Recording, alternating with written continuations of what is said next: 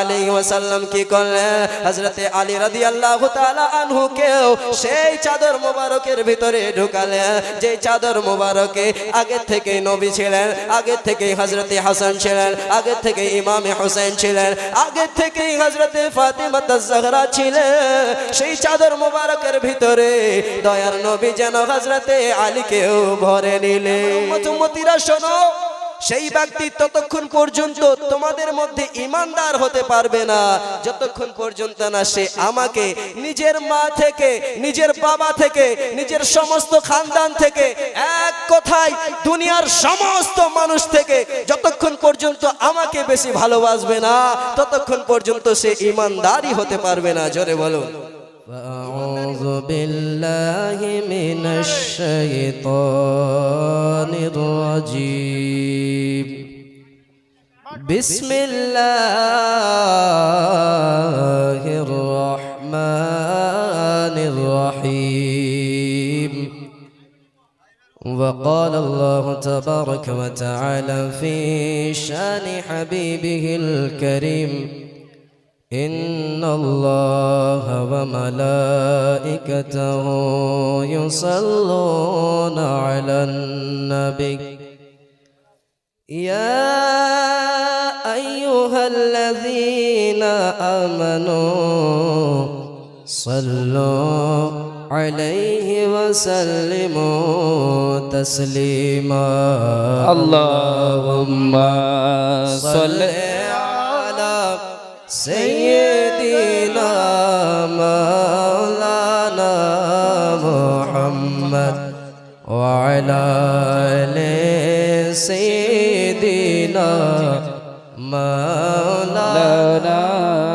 محمد اللهم صل على سيدنا مولانا وعلى آل سيدنا مولانا محمد মান যদি দিতে হয় নবীকে দিও, ভালো যদি বাঁচতে হয় নবীকে বাসো। জোরে বলুন। মন যদি দিতে হয় নবীকে দিও, ভালো যদি বাঁচতে হয় নবীকে বাসো। তোমার কষ্ট যত না যিনি সইতে পারে না, তোমার কষ্ট যত না যিনি সইতে পারে না, আহা ওই নবীজির মুহাব্বতে দুরুদ পড়িয়া মন যদি দিতে হয় নবীকে দিও, ভালো যদি বাঁচতে হয় নবীকে বাসো। আর সারা জীবন কাঁদলেন নবী এই যে দুনিয়ায়, আহা এখন কাঁদেন তিনি সোনার মদিনায়। হায় হায় সারা জীবন কাঁদলেন নবী এই যে দুনিয়ায়, আহা এখন কাঁদেন তিনি সোনার মদিনায়। হায় রে উম্মতের পাগল নবী, উম্মতের পাগল নবী মনে রাখিও, যদি দিতে হয় নবীকে দিও, ভালো যদি বাঁচতে হয় নবীকে বাসো। তোমার কষ্ট যত না যিনি সইতে পারে না, তোমার কষ্ট যত না যিনি সইতে পারে না, আহা ওই নবীজির মুহাব্বতে দুরুদ পড়িয়া মন যদি দিতে হয় নবীকে দিও। আরে হাসরের ময়দানে নবী থাকিবেন সাজদায়, আহা আমার আশিক উম্মত যেন জান্নাতে যায়। ওই হাসরের ময়দানে যে জায়গা জায়গায় আমাদের সকলের নফসি নফসি আলম হবে।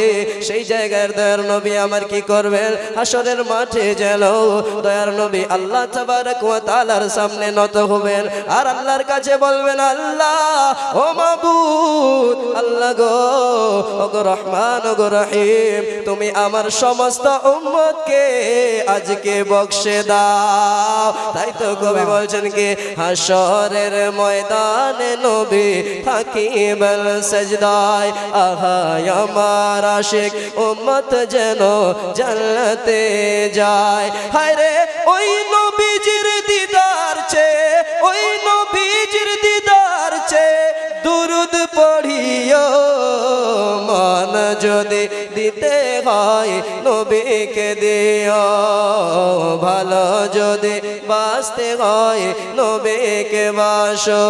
তোমার কষ্ট যাতনা যিনি সইতে পারে না, আহা ওই নবীজির মোহাব্বতে দুরুদ পড়িও, মন যদি দিতে হয় নবীকে দিও। হরে জাহান্নামের গেট যিনি দাঁড়িয়ে থাকবেন, দুরুদ পড়া ও জাহান্নামের গেট যিনি দাঁড়িয়ে থাকবেন, চক্ষু মোবারকের পানি ঝরতে থাকবে। হায়রে উম্মতের পাগল নবী, উম্মতের পাগল নবী, মনে রাখিও, মন যদি দিতে হয় নবীকে দিও, ভালো যদি বাঁচতে হয় নবীকে বাসো। তোমার কষ্ট যাতনা যিনি সইতে পারে না, আহা ওই নবীজির মোহাব্বতে দুরুদ পড়িও, মন যদি দিতে হয় নবীকে দিও। আল্লাহুম্মা সাল্লি আলা সাইয়্যিদিনা মাওলানা মুহাম্মদ ওয়া আলা আলি سيدنا ولا آل سيدنا مولانا محمد সাল্লাল্লাহু তাআলা আলাইহি ওয়াসাল্লাম। মুআজ্জিজ সামিন কিরাম, যে আয়াতে কারিমা তেলাওয়াত করার সৌভাগ্য অর্জন করেছি, মহান আল্লাহ পাক কোরআন শরীফের মধ্যে ঘোষণা করে বললেন, ইন্নাল্লাহা ওয়া মালাইকাতাহু ইউসাল্লুনা আলান নবী।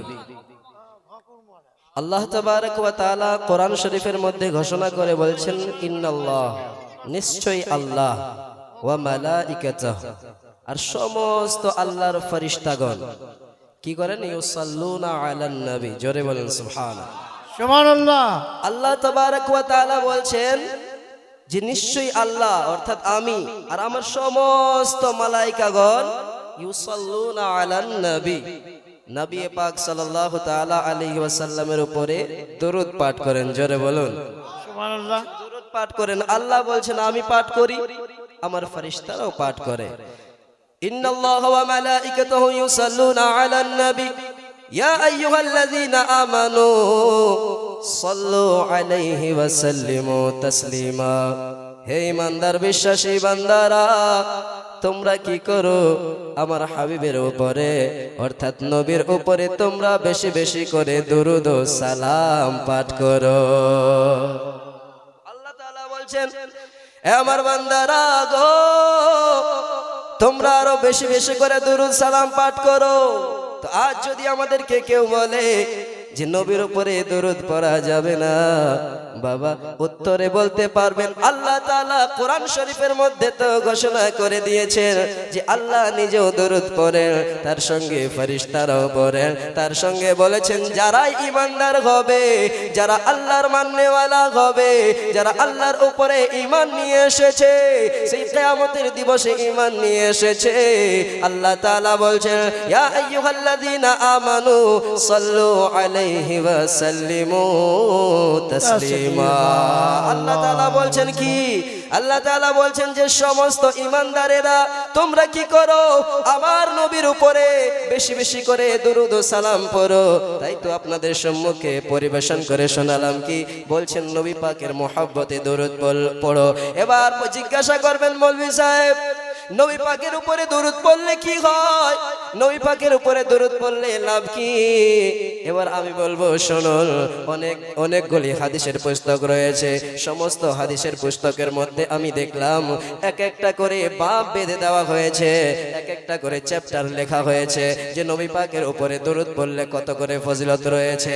তার মধ্যে শুধুমাত্র একটাই বলে শেষ করব।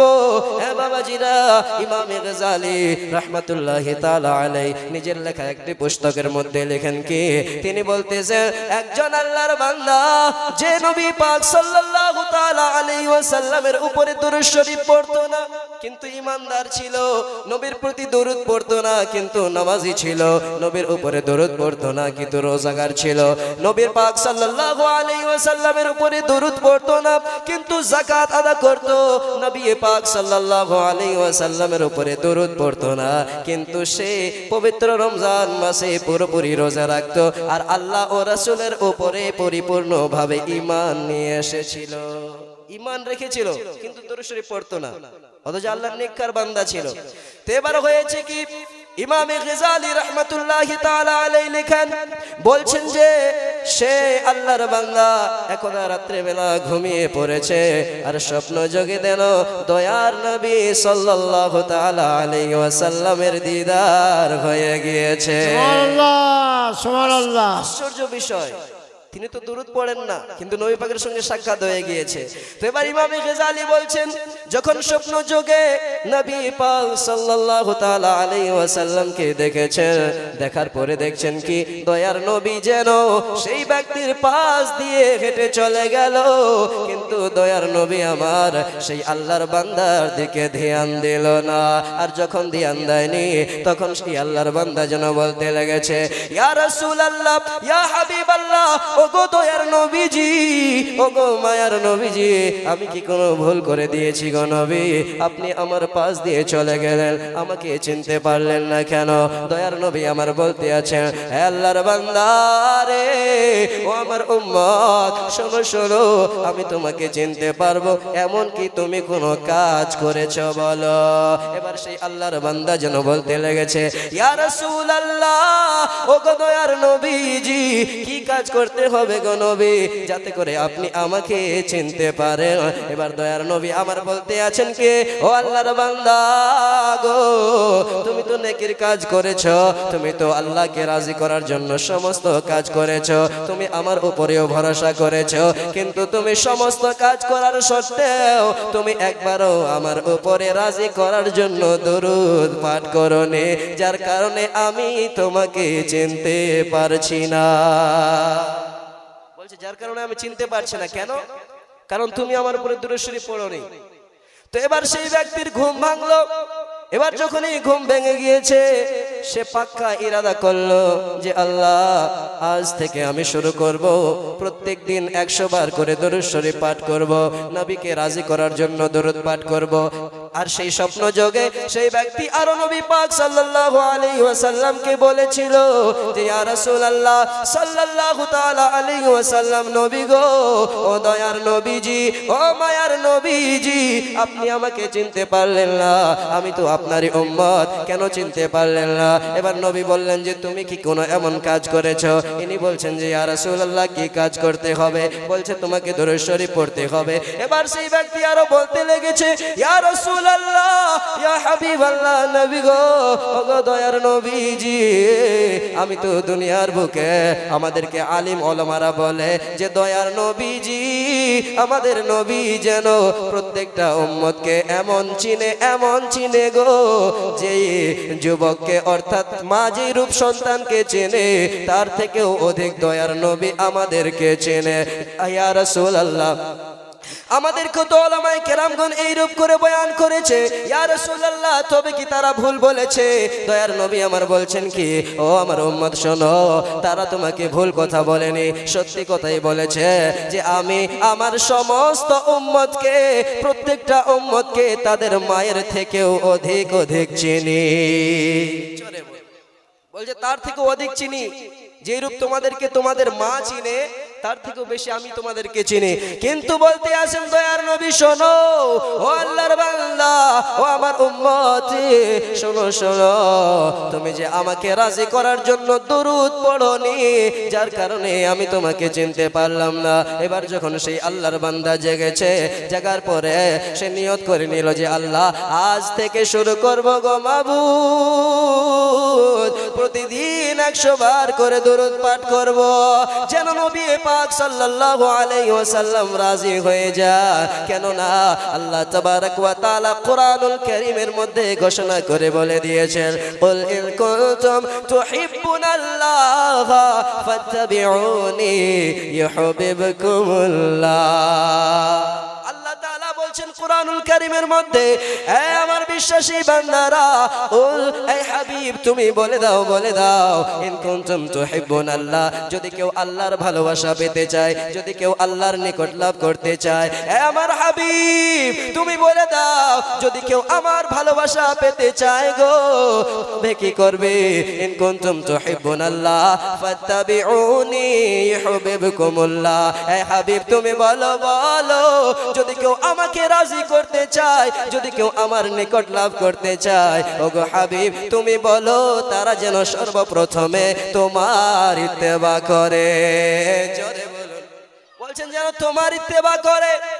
তোমার ইত্তেবা করলে আমি আল্লাহ আমাকে পেয়ে যাবে, যদি তোমার ইত্তেবা করে তবে আমি রাজি হয়ে যাব, যদি তোমাকে ভালোবাসে তবে আমি আল্লাহকে ভালোবাসা হবে। আর নবী আমার সাল্লাল্লাহু তাআলা আলাইহি ওয়াসাল্লাম অন্যদিকে বলছেন কি, আল উলামা ওয়ারাসাতুল আম্বিয়া, আর অন্য হাদিসের মধ্যে বলছেন, মান যারা আলিমান ফাকান্নামা যারানি ওয়া মান সাফাহা আলিমান ফাকান্নামা সাফাহানি ওয়া মান জালাসা আলিমান ফাকান্নামা জালাসানি।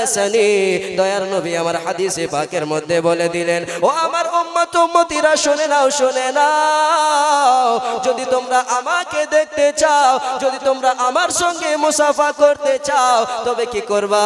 মান যারা আলিমান ফাকান্নামা যারানি, যেই ব্যক্তি দুনিয়ার বুকে কোন আলিমের সঙ্গে সাক্ষাৎ করলো, কোন দুনিয়ার বুকে কোন আলিমকে দেখলো, সে যেন আমাকে দেখলো।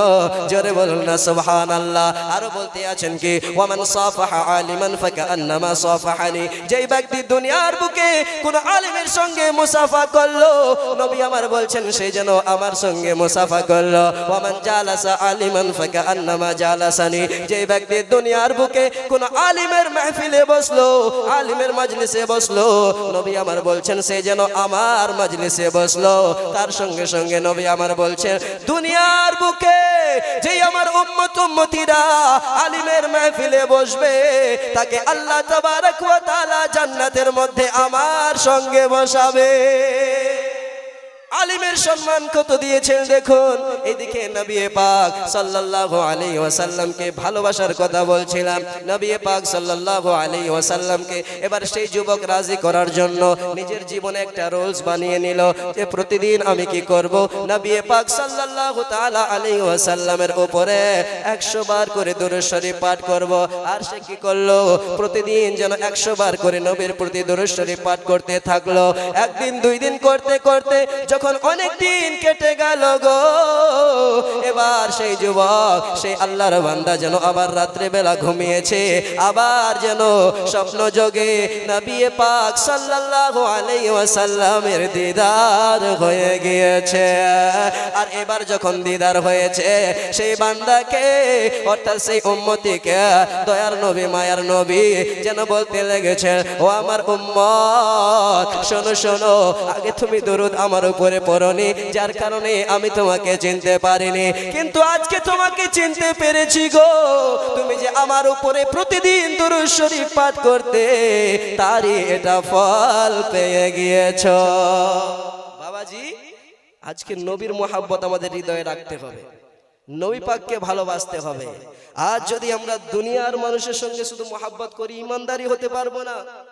বুখারী শরীফের হাদিস, হযরত আনাস রাদিয়াল্লাহু তাআলা আনহু থেকে বর্ণিত, কি বলছেন? আন আনাসিন قال قال رسول الله صلى الله عليه وسلم لا يؤمن احدكم حتى اكون احب اليه। নবী আমার বলছেন কি, এ আমার উম্মত উম্মতিরা শোনো। হযরত আনাস থেকে বর্ণিত, তিনি বলছেন, নবী পাক বলেছেন যে আমার উম্মত উম্মতিরা শোনো, সেই ব্যক্তি ততক্ষণ পর্যন্ত তোমাদের মধ্যে ঈমানদার হতে পারবে না যতক্ষণ পর্যন্ত না সে আমাকে নিজের মা থেকে, নিজের বাবা থেকে, নিজের সমস্ত খানদান থেকে, এক কথায় দুনিয়ার সমস্ত মানুষ থেকে যতক্ষণ পর্যন্ত আমাকে বেশি ভালোবাসবে না ততক্ষণ পর্যন্ত সে ঈমানদারই হতে পারবে না। জোরে বলুন, ঈমানদারই হতে পারবে না। ভাবা যায় নবী পাকের প্রেমের কত গুরুত্ব রয়েছে। একদিকে আল্লাহ তাআলা ঘোষণা করে বলছেন, কুল ইন কুনতুম তুহিব্বুনাল্লাহ ফাত্তাবিউনি ইউহিব্বুকুমুল্লাহ। এ হাবিব তুমি বলো, যদি কেউ আমার ভালোবাসা পেতে চায়, আমার ভালোবাসা পেতে চায়, আল্লাহ তাআলা বলছেন আমার ভালোবাসা পেতে চাও তোমরা আমার হাবিবের ইত্তেবা করো, আমার হাবিবকে ভালোবাসো, তবেই আমাকে পেয়ে যাবা। জোরে বলুন, বলছেন তবেই আমাকে পেয়ে যাবা। মুআজ্জাজ সাহাবীন কেরাম, এবার নবী পাক সাল্লাল্লাহু আলাইহি ওয়াসাল্লামের উপরে দরুদ শরীফ পাঠ করলে কি ফায়দা হয় শুনলেন। এবার আসুন আসুন দয়ার নবী, মায়ার নবী সাল্লাল্লাহু তাআলা আলাইহি ওয়াসাল্লাম আমাদেরকে তার সঙ্গে সঙ্গে আলিম ওলামাদের সঙ্গে মোহাব্বত রাখতে বলেছেন। তার সঙ্গে সঙ্গে আরো একখানা হাদিস শুনুন।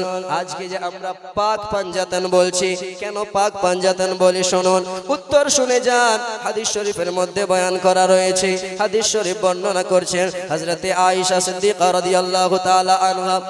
তিনি বলতেছেন কি, একদা সকাল বেলায় আমি দয়ার নবী মায়ার নবী সাল্লাল্লাহু তাআলা আলাইহি ওয়াসাল্লামকে দেখলাম যেন বাড়ি থেকে বের হলেন, আর এমতো অবস্থায় বের হয়েছে যেন আমি দেখতে পাচ্ছি দয়ার নবীর শরীরে যেন একটা চাদর রয়েছে। আর যখন চাদর মোবারক নবী পাক নিয়ে বাইরে বের হয়েছে, তখন আমি দেখতে পেলাম যে সামনের থেকে যেন হযরতে হাসান রাদিয়াল্লাহু তাআলা আনহু আসলেন। আর যখন হযরতে হাসান এসেছে, দয়ার নবীজি মায়ার নবী সাল্লাল্লাহু তাআলা আলাইহি ওয়াসাল্লাম যেন সেই চাদর মোবারকের ভিতরে হযরতে ইমামে হাসান রাদিয়াল্লাহু তাআলা আনহুকে ভরে নিলেন। জোরে বলো, বলছেন একটা চাদরের ভিতরে হযরতে হাসান রাদিয়াল্লাহু তাআলা আনহুকে ভরলেন। তো এবার দুইটা শরীর হয়ে গেল, এক তো নবী পাক সাল্লাল্লাহু আলাইহি ওয়াসাল্লামের, আর এক হলো হযরতে হাসান রাদিয়াল্লাহু তাআলা আনহু। এবার তার সঙ্গে হযরতে আয়েশা সিদ্দিকা রাদিয়াল্লাহু তাআলা আনহা যেন বর্ণিত করতে আছেন, আর বলতে আছেন, তারপরে কিছুক্ষণের মধ্যেই আমি দেখলাম এবার আসলেন তো ইমামে হুসাইন রাদিয়াল্লাহু তাআলা আনহু, আবার সামনে থেকে চলে আসলেন। যখন নবী পাক সাল্লাল্লাহু তাআলা আলাইহি ওয়াসাল্লামের সামনে এসেছে, দয়ার নবী মায়ার নবী সাল্লাল্লাহু তাআলা আলাইহি ওয়াসাল্লাম হযরতে ইমামে হুসাইন রাদিয়াল্লাহু তাআলা আনহুকেও সেই চাদর মোবারকের ভিতরে ভরলেন। তিনটা শরীর মোবারক হয়ে গেল। আবার যেন কিছুক্ষণ সময় কাটলো। এবার যখন আবার কিছুক্ষণ সময় কেটেছে, হযরতে আয়েশা সিদ্দিকা রাদিয়াল্লাহু তাআলা আনহা যেন বলতে আছে, তারপরে কিছুক্ষণ সময় যখন কেটেছে, আমি দেখতে পাচ্ছি যেন হযরতে ফাতেমা আয-জাহরা রাদিয়াল্লাহু তাআলা আনহা সামনে থেকে চলে আসে।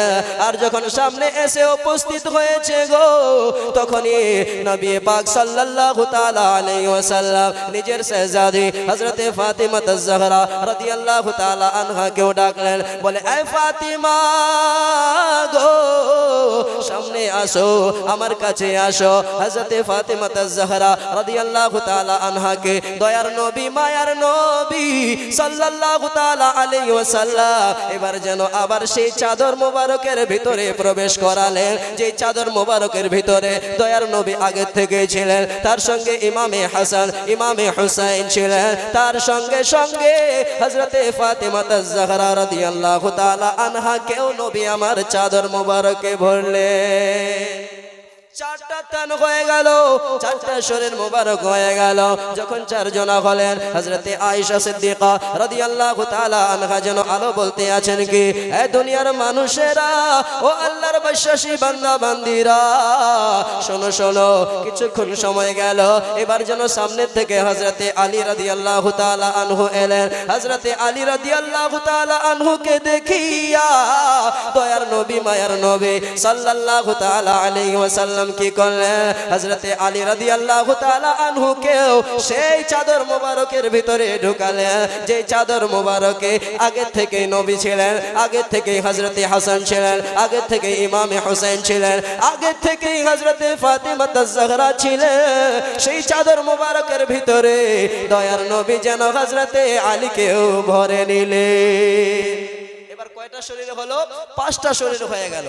প্রথমত নবী পাক সাল্লাল্লাহু আলাইহি ওয়াসাল্লাম, ইমামে হাসান রাদিয়াল্লাহু তাআলা আনহু, তার সঙ্গে ইমামে হুসাইন রাদিয়াল্লাহু তাআলা আনহু, তার সঙ্গে হযরতে ফাতিমা আয-জাহরা রাদিয়াল্লাহু তাআলা আনহা, তার সঙ্গে হযরতে আলী রাদিয়াল্লাহু তাআলা আনহু। টোটাল মিলে 5টা শরীর হলো। তো এটাকেই বলছে পাক পাঞ্জাতান। জোরে বলুন, এটাকেই বলছে পাক পাঞ্জাতান। তার সঙ্গে সঙ্গে আরো বর্ণনা করেন নবী পাক সাল্লাল্লাহু তাআলা আলাইহি ওয়াসাল্লাম সেই সময় ইরশাদ করে বলছেন কি, এ আমার উম্মত উম্মতিরা গো, শোনো শোনো শোনো শোনো, আজকে যে আমার কাছে আমার বাইত রয়েছে, আমার আহলে বাইত রয়েছে, এদেরকে তোমরা কি করবা?